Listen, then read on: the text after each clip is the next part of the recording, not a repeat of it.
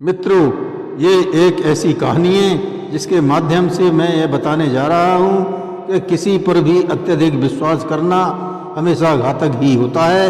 एक व्यापारी ने भी यही गलती की थी।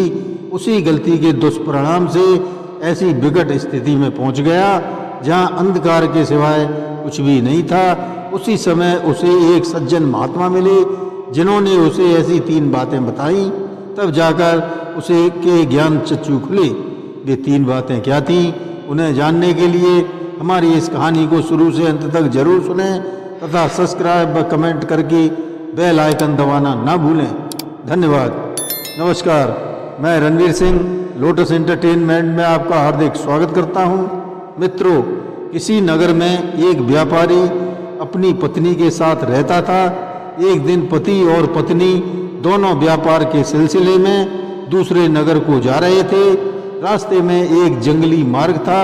शाम होते ही डाकुओं ने उन दोनों को लूट लिया।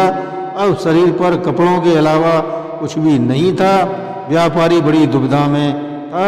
तभी चलते चलते मार्ग में एक महात्मा का आश्रम दिखाई दिया। वे आश्रम में चले जाते हैं जहाँ पर एक महात्मा अपने शिष्यों को प्रवचन दे रहे थे। वह व्यापारी भी पत्नी के साथ उन महात्मा के प्रवचन सुनने लगा।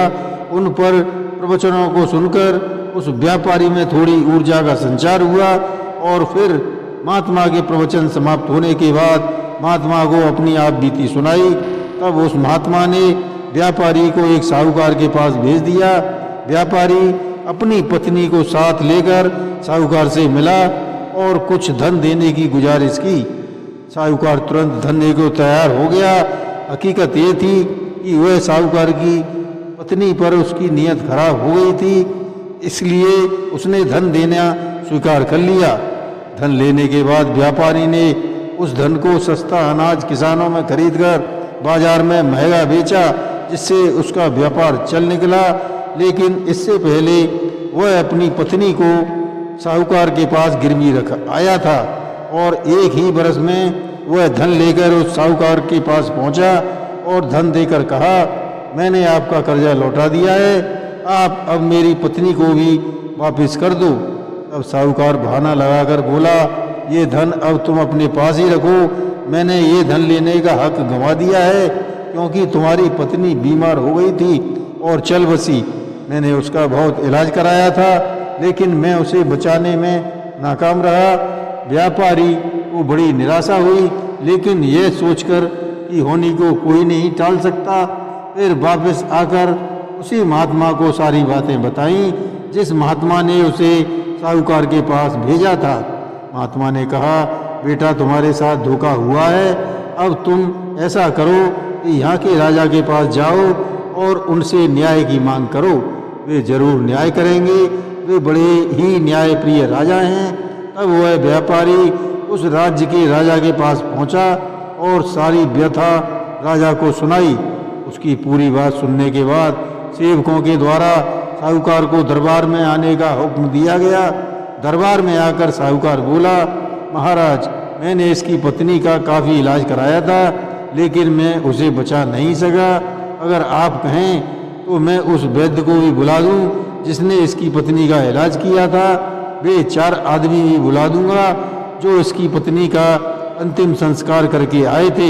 हे महाराज, मैं ये सारी बातें इस व्यापारी को पहले ही बता चुका हूँ। राजा व्यापारी की बात सुनकर संतुष्ट हो जाता है और व्यापारी से जाने की बोलता है। तब व्यापारी महात्मा के पास आकर दरबार की सारी बातें बताता है। महात्मा समझ गया कि साहूकार ने राजा को भ्रमा दिया है। महात्मा के पास आकर उससे उसे संतुष्टि नहीं मिली तो वह मुझे कुछ करना होगा।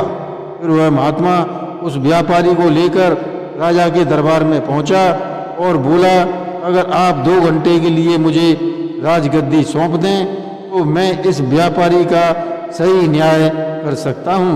राजा महात्मा को सिंहासन देने को तैयार हो गया। उस राजगद्दी पर बैठकर महात्मा ने राजसेवकों से साहूकार को बुलवाया, लेकिन महात्मा साहूकार की बातों से संतुष्ट नहीं हुआ। अब महात्मा ने वैद्य और उन 4 आदमियों को बुलवाया जिन्होंने अंतिम संस्कार किया था। सबसे पहले वैद्य से पूछा, तुमने व्यापारी की पत्नी का इलाज देखकर किया था या दवा लेने साहूकार खुद आया था? तब उस वैद्य ने बताया, ये साहूकार ही दवा लेने मेरे पास आया था। वैद्य को उस साहूकार का साथ देने के कारण 20 कोड़े मारने की सजा दी गई। उन कोड़ों की मार से वैद्य चीख उठा और माफी की गुहार लगाने लगा। उस वैद्य की चीखें सुनकर वे चारों आप ही सच बोलने लगे। महात्मा ने साहूकार से कहा, व्यापार की पत्नी को बुलाते हो या फिर मैं तुम्हें 10 वर्ष का कठोर कारावास की सजा सुनाऊं? घबराकर साहूकार उस व्यापारी की पत्नी को बुला देता है। धोखाधड़ी और फरेब की सजा के तौर पर 1 वर्ष की सजा और उन चारों को 6 माह की सजा दी गई। महात्मा के न्याय को देखकर राजा की भी आंखें खुल गई और हाथ जोड़कर महात्मा की काफी प्रशंसा की। तब महात्मा ने बताया, महाराज, इन 3 स्थानों पर कभी भी पत्नी को अकेला मत छोड़ो। पहला स्थान वह है जब पत्नी बीमार हो, तब पति को अकेला नहीं छोड़ना चाहिए, क्योंकि हर पत्नी अपने पति के बीमार होने पर तन मन से सेवा करती है। इसलिए पति को भी पत्नी की बीमारी में साथ खड़े रहना चाहिए। दूसरा स्थान, जब कोई तुम्हारी पत्नी पर आरोप लगाए तब उन आरोपों का डटकर जवाब देना चाहिए और पत्नी के साथ खड़े होकर उसका विरोध करना चाहिए।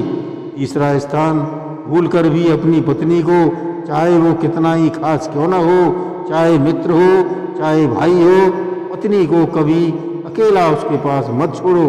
पता नहीं कब किसकी नीयत बिगड़ जाए, क्योंकि 7 फेरों के समय साथ देने के 7 वचन दिए जाते हैं। अतः उन वचनों की लाज सच्चे मन से रखनी चाहिए। धन्यवाद। जय श्री कृष्ण।